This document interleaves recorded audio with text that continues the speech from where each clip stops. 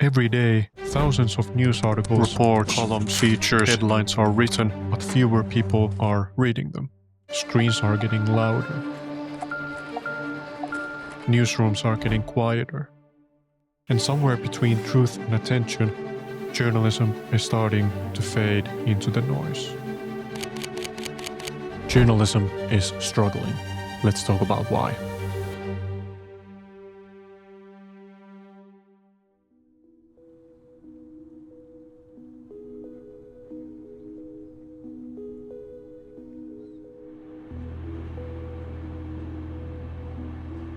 I live very close to the headquarters of Finland's national public broadcasting company called Yle.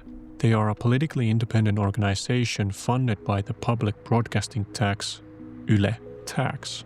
It's the heart of Finnish journalism, in my opinion, because it's broadly seen as the most reliable media that grounds its journalism on truthfulness and reliability. In fact, in a study published last year, 82% of Finns trusted Yle's news. Okay, I'm not just flexing on you with these numbers or facts, because even here, in one of the world's most trusted media environments, journalism and journalists are struggling. Last year, Finland's government announced major funding cuts to Yle that led into one of the largest reconstructuring negotiations in the history of the media industry in Finland. In January this year, Yle's workforce was reduced by 309 employees. And at the same time, many private media companies have faced layoffs and cuts as well. Some of Finland's biggest media companies like Sanoma Media or MTV have had to make some very hard decisions and some reconstructuring. For example, Sanoma Media announced in September that their news outlets would completely or largely discontinue using the services of Finland's oldest news agency called STT, which means that as its largest owner withdraws, one of the world's oldest news agencies may cease to exist. You know, for me, as a former and now graduated journalism student, this moment feels very uncertain and unreal. It feels like the value of journalism is shrinking, and it makes you wonder, what does the future look like for information and journalism? In this video, I'm really trying to understand some of the factors that are making journalism struggle, not just in Finland, but everywhere. These are very big questions, and I'm not saying I'll answer all of them perfectly, but I want to give you an idea of the factors that are making journalism struggle and why that is such a big deal. But first, some context.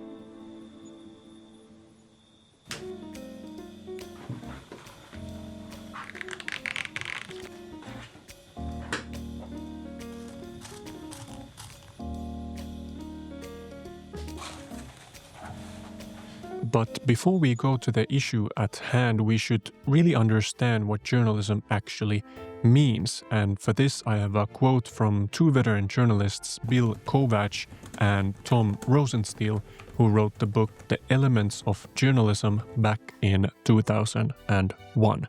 Quote, "Journalism is the process of gathering, assessing, creating, and presenting news and information. It is also the product of these activities." End of quote. So journalism is a form of communication that is oriented toward the public, which seeks to inform citizens about the world they live in. Now, this might sound very straightforward and simple, and sometimes it is, but journalism is much, much more than just, reporting facts. It's about verification, context, and responsibility. A journalist doesn't always just tell what happened. They try to explain why it happened, who it affects, and what it means for the rest of us. Now, why is this important? Katleena Kortesua, the author of the book The Death of Journalism, says that, quote, "If we don't have journalism, we don't have democracy.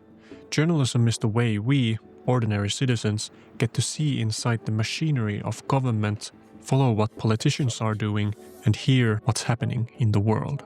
End of quote. So journalism creates this universal awareness among human beings.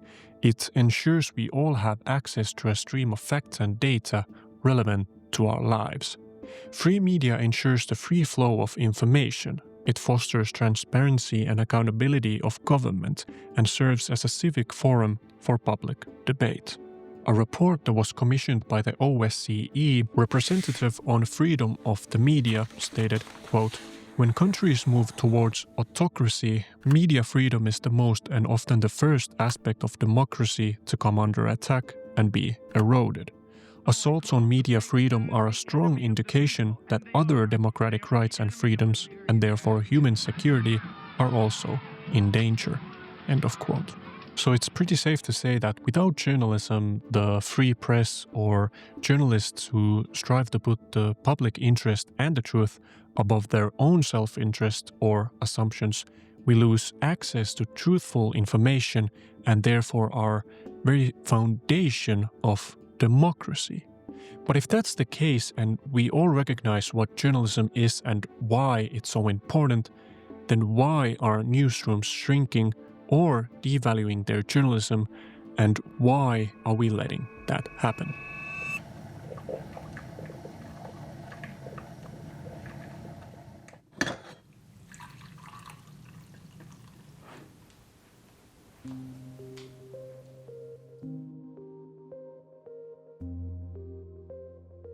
This is a quote from Rupert Murdoch, one of the biggest media moguls in the world, back in 2005 when the American Carnegie Foundation published a startlingly blunt report about how young people and young adults consume media and follow the news.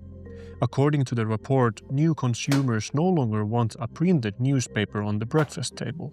They would rather read the news on their devices whenever it suits them. A pre-packaged news bundle that appears once a day would no longer satisfy them.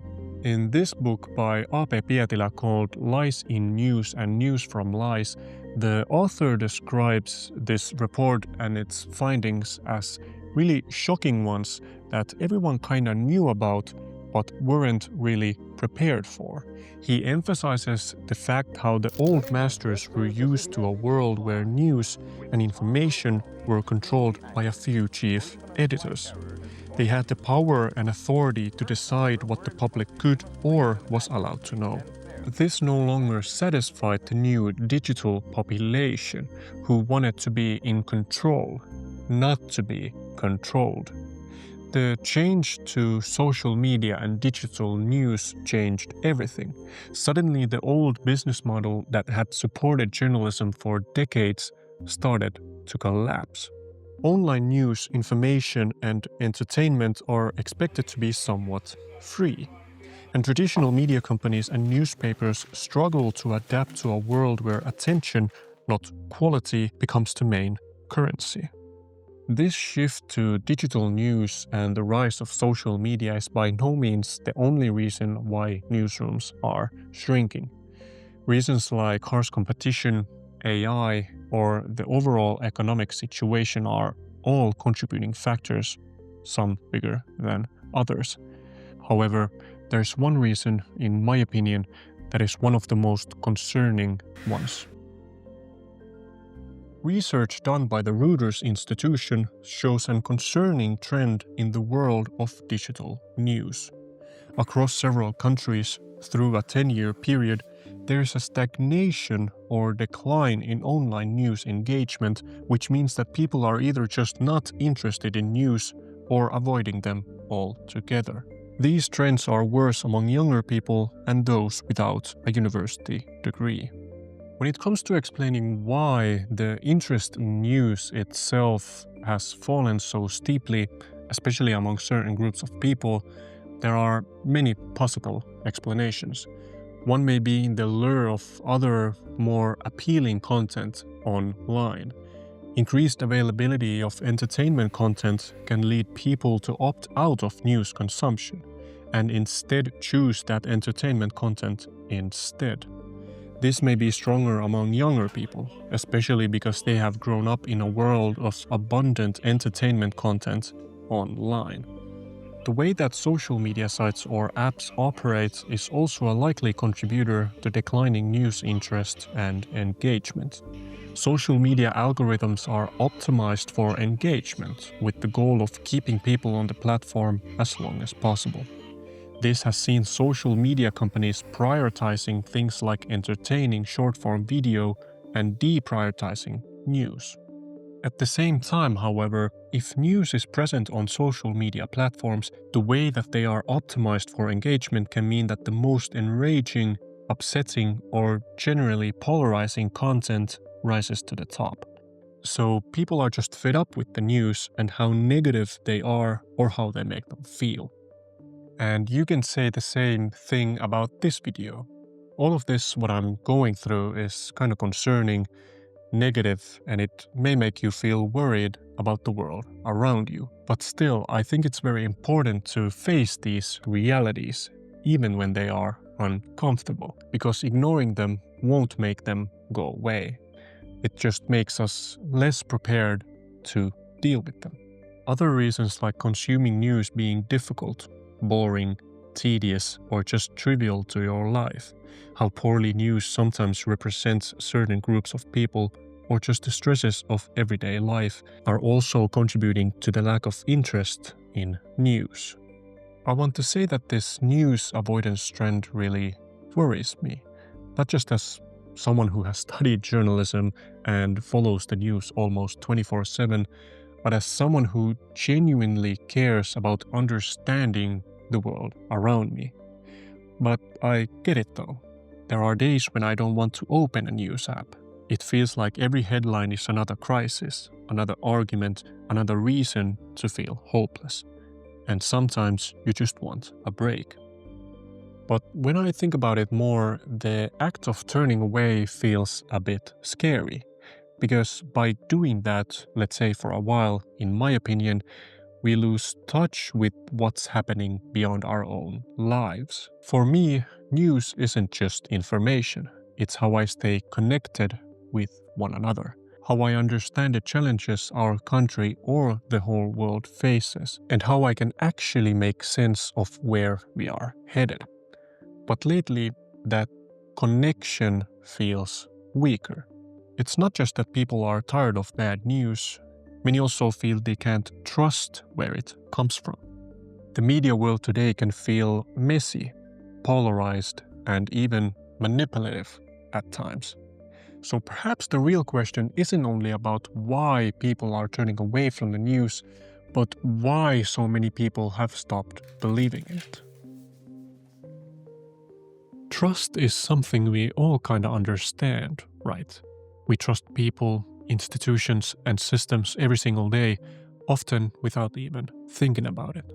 At its core, trust is putting yourself in a vulnerable position, believing that someone else will do the right thing, even though you can never be completely sure.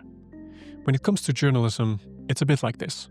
On one side, there's the reader of a given news article, and on the other, the journalist who wrote it. Every time you read a story, you're taking a small leap of faith. You're assuming that the journalist and the media have done their job, that they've checked the facts, stayed honest, and told the story as truthfully as possible. Because most of the time, we can't personally verify the information we read or see. We simply have to trust that it's true. That's why trust is so important in journalism. It's what connects the reporter and the public. It's kind of like this invisible bridge between what we know and what we can't know ourselves. This is why I was so shocked to find out that only 32% of people in America trust the mass media. Comparing that to 75% here in Finland is very worrying. Because how can a system be functional with only a third of its population trusting the information they are given? I get that the media environment is very different in America compared to Finland, and the confidence in many institutions, including the federal government, are in crisis. In fact, when making this video, the Trump administration revealed a new policy that bars journalists from the Pentagon unless they only report information that has been officially authorized by the Department of Defense. Major outlets including the New York Times, the Washington Post and CNN have said they will not agree to the new guidelines, citing concerns it could severely undermine press freedom. The internet is filled with misinformation, deepfakes, and all sorts of crap that makes it increasingly more difficult to really know what is true and what is not. So it's already difficult for media companies and newspapers to build that trust with the audiences, but when we start to bar journalists from doing their job, it becomes almost impossible. Because trust can't exist without transparency. If journalists aren't allowed to investigate freely, question authority, or publish uncomfortable truths, then audiences lose the groundwork on which that trust is built on. With regards to everything I've gone through in this video, I don't think that journalism is struggling due to only forces that are coming from the outside. I think that journalism in general has to adjust all of its structural elements to remain trustworthy and sustainable. And news media have to find new ways to present themselves as trustworthy institutions to their audience. They have to be more transparent, avoid polarization, and tell stories that are simply true and easy to approach. But if people don't trust the news or follow them as much as they used to, if newsrooms are shrinking because of lost ad revenue, layoffs, and a growing focus on entertainment over meaningful reporting, and if social media and the digital revolution are redefining what journalism even is, then what does the future really look like? For me, I really hope, and I mean this truly, that we never run out of meaningful and important journalism that really moves us. I remember back when I started my degree many moons ago, I read an article about heart disease and the doctors who had dedicated their lives to researching it. I still remember very vividly how that story made me feel. The joy of learning something new, but also the sadness and heartache when the article shared the struggles of the patients those doctors were trying to help.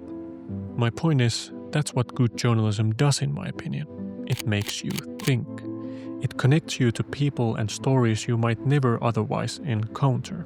It helps you understand the world not just through facts and figures, legislation or what the politicians are doing, but through empathy and humanity. So maybe the future of journalism isn't about going back to how things were, but about finding new ways to rebuild that trust and connection. Maybe it's about slowing down and remembering why we tell stories in the first place.